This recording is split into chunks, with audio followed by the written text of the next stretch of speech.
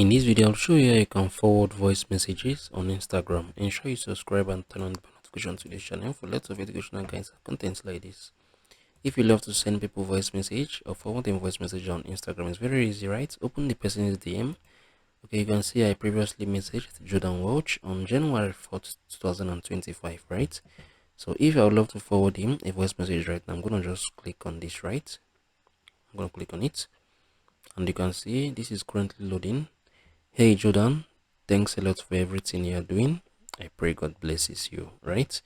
So I think, yeah, once I'm done, so this is it.